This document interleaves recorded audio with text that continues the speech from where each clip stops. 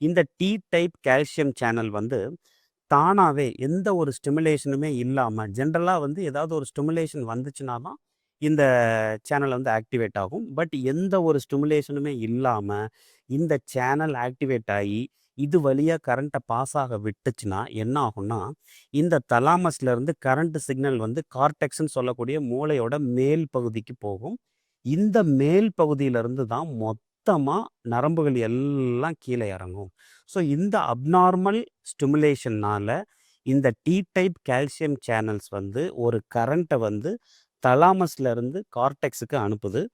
அந்த கார்டெக்ஸ்ன்னு சொல்லக்கூடிய மூளையோட மேல் பகுதியிலிருந்து திரும்பியும் இந்த கரண்ட் வந்து சோடியம் சேனல்ஸ், அதாவது ப்ராபகேஷன் முதல்ல ஸ்டார்ட் ஆகிறது அப்நார்மலா ஸ்டார்ட் ஆகிறது வந்து கால்சியம் சேனல். பட் இந்த ப்ராபகேஷன், இந்த கரண்ட் வந்து இந்த அப்நார்மல் கரண்ட் வந்து இந்த சோடியம் சேனல்ஸ், நம்ம நரம்புகள்ல எல்லா நரம்புகள்லையும் இந்த சோடியம் சேனல்ஸ் இருக்கும்.